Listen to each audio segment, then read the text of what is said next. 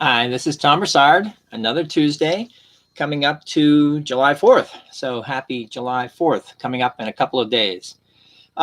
We just finished the National Aphasia Awareness Campaign. Thank you very much to the National Aphasia Association for all the work they've been doing for this last month. I think this is the most amazing month we've had yet in terms of getting more and more people out in the public talking about aphasia in every possible way. So thank you very much from the National Aphasia Association.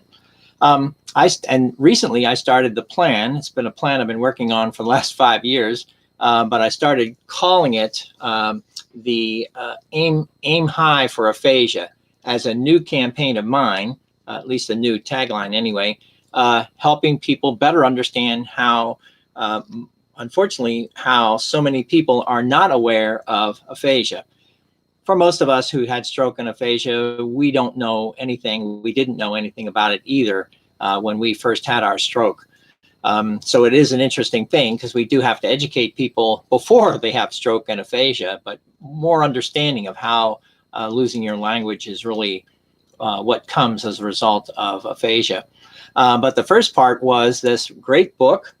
Was written last year. I think most people have seen this, The Aphasia in North America by Nina Simmons-Mackie.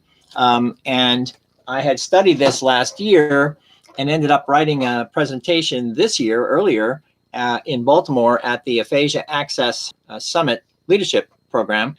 And I had a presentation called Aphasia, a National Disorder That No One Has Ever Heard of. A study in public awareness of aphasia at 20 hospitals in Florida at that event. It turns out, I've updated it since then, 20 out of 23 hospitals do not show the word aphasia in their website at all.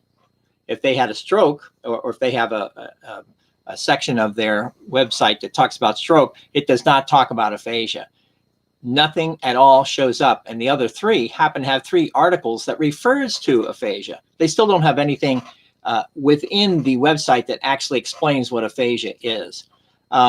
So that seems to be the problem. Unfortunately, a lot of people in the healthcare community do not know about aphasia.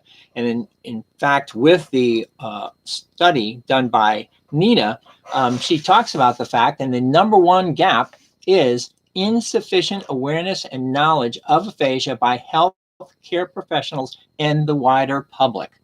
We have to work on the hospitals because they can be quite a useful tool to helping the wider public know much more about aphasia. So we need to have flyers there, video there, talking to all the officers at these hospitals and getting them to be brought into this conversation about aphasia.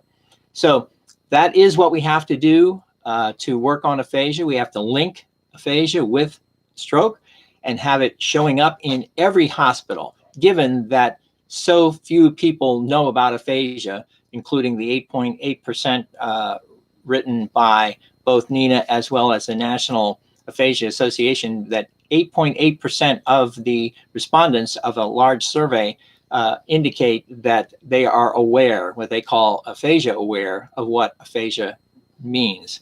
So that is the beginning of all that, but that has to be what we have to do. So please check your local hospital's website for aphasia and talk to them. Go in there, talk to the SLPs that work there, and work your way up with the management.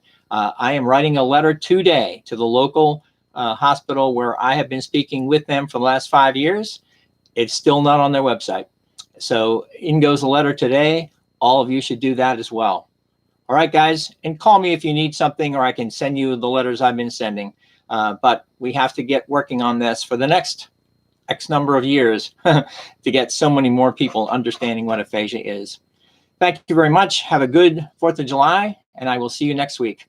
Take care of yourselves. Bye-bye.